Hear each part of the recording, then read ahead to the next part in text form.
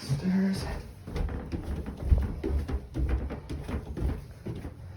This is the very poor shape now bathroom for our employees, so cool, whatever.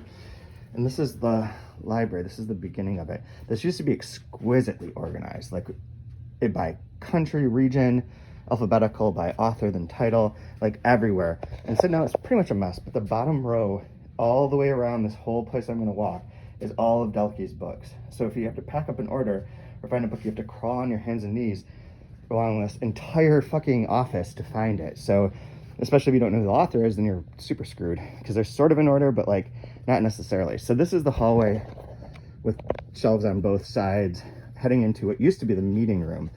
So when I was here, this area where there's chairs and this table, I don't know where that table would have been.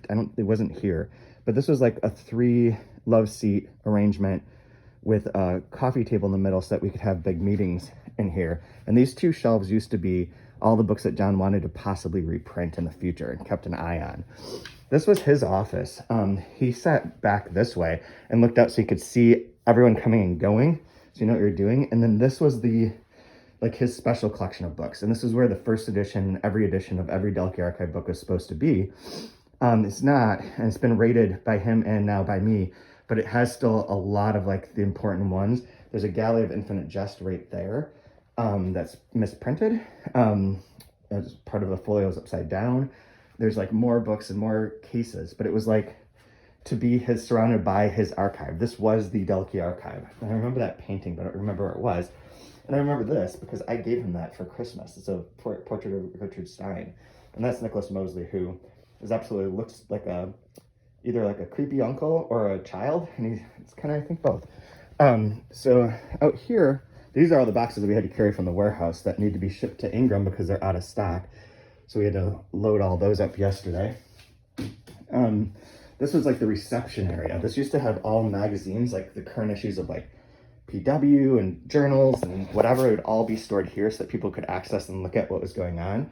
That's the door to go out, which will go out in a minute. But this was like the reception and packing area. Here are all the contracts and various marketing files. There's a financial one that's blank. Here's some of the detritus that's been left behind. This is just like heaps of junk and random papers and shit. So then this was the last hallway. So it's a circle.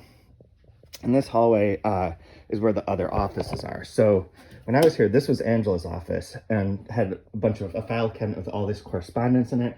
And she did all like the bookkeeping stuff. This was the office that Nate and I worked in. We shared this office and worked in here. So it's a nice little cozy office that has all these books in it as well.